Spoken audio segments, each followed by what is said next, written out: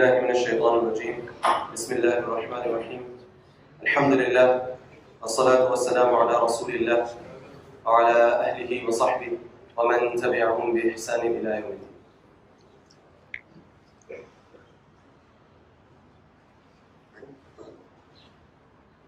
My dear brothers and sisters, I'm so thrilled that inshallah today we're starting the first chapter and inshallah we're diving into the first hadith. And Musannif rahimahullah bi-isnadihi muttasilan, Imam Bukhari begins his book and the first chapter is وَوَصَّيْنَا الْإِنسَانَ بِوَالِدَيْهِ إِحْسَانًا, which is an ayah of the Quran where Allah subhanahu wa ta'ala says, and we have instructed mankind to be amazing to their parents. This is how the entire journey starts, with parents. Now here's a question for us. Why is Imam Bukhari, he could have focused on any branch of manners, why is he starting with being amazing to your parents? And here you appreciate the depth of scholarship that Imam Bukhari had, who was a brilliant scholar of Quran. If you just study Sahih Bukhari, Quranic commentary sprinkled all over. He understands, Imam Bukhari, the trend in the Quran. And the trend in the Quran is that Allah subhanahu wa ta'ala, whenever He talks about worshipping Him and Him alone, almost always the next command is, be awesome to your parents. Be outstanding to your parents. So for example, in Surah An-Nisa, Allah says, وَعْبُدُوا اللَّهَ وَلَا تُشْرِكُوا بِهِ شَيْئًا, and worship Allah and Allah alone. Do not associate partners with Him. What's the next command? وَبِالْوَالِدَيْنِ إِحْسَانًا. Surah Al-Isra, Allah says, وَقَضَى رَبُّكَ أَلَّا تَعْبُدُوا إِلَّا إِيَّاهُ, and your Lord decrees that you exclusively worship Allah because He has done exclusively everything for you. He alone did it for you. So you worship Him and Him alone. What's the next command? وَبِالْوَالِدَيْنِ إِحْسَانًا. Now, be incredible to your parents. Surah Al-Luqman, this comes together beautifully. Because in Surah Al-Luqman, the father, the parent, is giving advice to the son. And how does that advice begin? Anishkur lillah. Oh my son, always be grateful to Allah. And then he goes on to say that do not associate partners with Allah, worship Allah and Allah alone. Now that we know the trend in the Quran, what do you expect the next advice of Sulaiman to be? Be nice to me, right? But that would be a little awkward, that the parent telling the child, hey, God told you that you need to be nice to me. You need to respect me. That would be a little weird. So what Allah does, Allah takes the speech out of Luqman's hand. And Allah Himself speaks, وَوَصَّيْنَا الْإِنسَانَ بِوَالِدَيْهِ, that we have enjoined that you need to take care of your parents. Why? حَمَلَتْهُ أُمُّهُ وَهْنًا عَلَىٰ, because your mother bore you with toils and pain upon layers of pain. And you know, I have a 4 months old now, and I tell you firsthand what mothers and fathers have to go through. My wife, I remember when we first received the news of the pregnancy, early on, within the first few months, things started to change. Now she can't sleep the same way anymore. You have to sleep in a certain posture. Now she can't be around certain chemicals. Now she has to be careful with medication. Now she can't consume anything raw, anything uncooked. Now she has to read the food label on everything. So many adjustments and sacrifices. Child is not even on the scene yet. And then come the pains of labor. And if that's not difficult enough, especially in the days when there was no epidural, and finally when the child shows up on the scene, it actually doesn't get easier. It gets harder. This little kid needs 10 meals a day, around the clock care. 2 or 3 of those meals are in the middle of the night. You know, in the middle of the night when my child cries, my first reaction is, oh my God, here he goes again. And when I hear him cry, I'm trying to bend the pillow over to my other ear so I don't have to deal with this. And my wife gets up in the middle of the night and she begins to feed. You know, I tell my wife, we need to make a video of what you have to go through in the middle of the night. So when this kid acts up again in the future, I'll be like, you watch that video, son. On repeat. This is what your mom had to go through for you. وَوَصَّيْنَا الْإِنسَانَ بِوَالِدَيْهِ إِحْسَانًا, that you be amazing to your parents. Our scholars, my dear brothers and sisters in Islam, they say what our religion is essentially 2 things. Your duties to the Creator and your duties to the creation. You take care of these 2 buckets, you have the deen summarized. Now, when it comes to the duties to your Creator, the single greatest duty you owe to Allah is, what are you guys saying? Come on, it should be an easy one. The greatest duty, nothing beats this duty. The most important duty you have to Allah is your 5 daily prayers. And when it comes to the duties to the creation, the single greatest duty that you owe, the most rewarding duty that you can do is being kind to your parents. That's how the categorization and prioritization works. So with this, I translate the hadith for you. Abdullah bin Mas'ud radiyallahu anhu says that I asked the Prophet sallallahu alaihi wasallam, what is the most beloved deed to Allah? What is something that Allah loves the most? The Prophet ﷺ said, As-salatu ala waqtiha. Prayer on its proper time.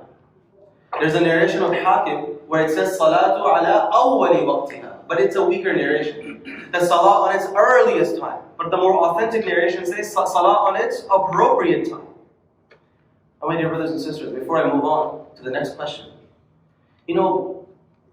one of the proofs of love is that you can inconvenience yourself for someone. If you can inconvenience yourself for someone, that's love right there. Like last week when the Packers were playing against Panthers, as I'm watching the game on my cell phone, my wife was like, hey, can you go down to the car and get this for me? My first reaction is, oh my God, here we go again. And first time, us men will pretend we didn't even hear this. But when you yank yourself out, inconvenience yourself, and actually get what she asked you, it means so much to them. Like I tell you, in our own relationship, when I'm glued in my work, I'm at work and I'm teaching Islam schoolers and whatever, it's stressful work. If I can take 5 seconds out of my day and text her, hey, I'm thinking of you, how you doing? Man, I'm gonna get an amazing gourmet meal when I come home. That's how it works. It means so much to them that you yank yourself out, disengage just for them. وَلِلَّهِ الْمَثَلُ الْأَعْلَى. When you disengage yourself from whatever pressing need you're involved in and you actually put your head in the ground, it means so much to them. As-salatu ala waqtiha. Praying on its earliest time. Then Abdullah bin Mas'ud, always greedy for good deeds. He's like, Messenger of Allah, what's next? What's the next thing on the list? Top 10. Actually, this is top 3. What's the next thing on the list? And the Prophet ﷺ says, Birrul walidain. Bir is a difficult word to translate. But the translation I'm going to give you, bir means when you are true to someone. When someone has done a lot for you, being true and loyal to them, that's what bir essentially comes down to. So for example, Arabs in classical Arabic would say, Barrat yamin. When someone would take an oath in the name of Allah, by Allah, I will do this. And they actually fulfill that oath. They say, Barrat yaminu, his oath came true. He was true to his oath. Now, when it comes to your parents, having birrul walidain is to never forget the fact what your parents have sacrificed for you. The tears and sweat they have put in for you. If you can be true to that, loyal to that, that's what bir is. Can I share with you a little story of what bir looks like in action? One of the great scholars and speakers of Pakistan, his name is Maulana Tarek Jameel. He said, when my mother used to be alive, what would happen is that there would be a stray dog that would come to the doorstep, and my mother, rahimahullah, she would take some breadcrumbs, some bones, and she would throw to this dog. And this dog, after a while, got used to the pattern, so every day in the evening, the dog would come, and my mother would give a few bones and leftover food. And what started to happen, the dog started falling asleep on the doorstep. And then he says, a few months later, my mother passed away.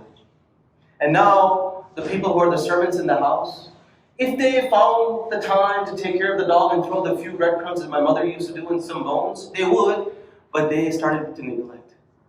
And after a while, people, Sheikh was always traveling, there's nobody at home, there are few servants in the house, the dog is being neglected day after day, night after night, until the dog died of starvation.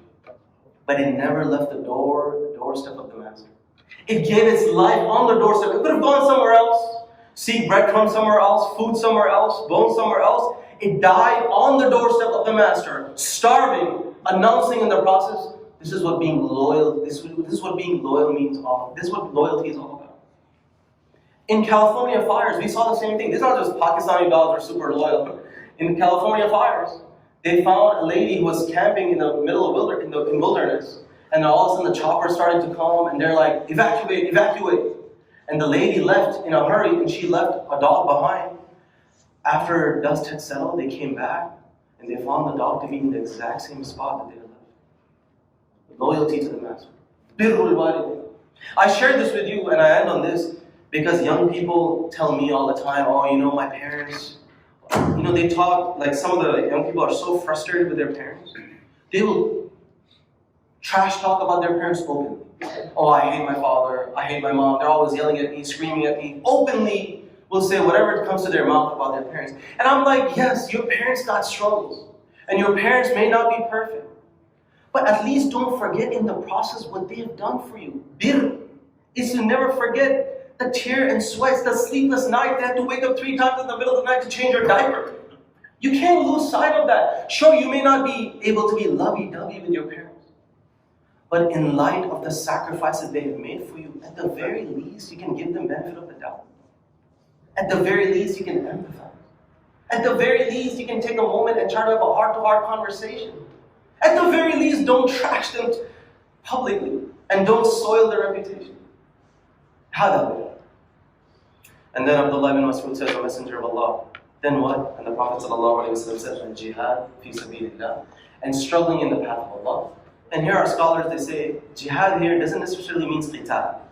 Like when you go out in a battle. Because even if there was Islamic government, and even if there was a threat, jihad is fard kifaya at best. It's not fard ayn. And this hadith is a lot more specific. It's referring to every single individual. And that is a struggle you and I have to make against our desires for the sake of Allah. We ask Allah subhanahu wa ta'ala to bring birrul walidain in our lives. We ask Allah subhanahu wa ta'ala to truly live up to the expectations that Allah and His Messenger have for us. Subhana rabbika rabbil izzati amma yasifun wa salamun ala al-mursaleen walhamdulillah.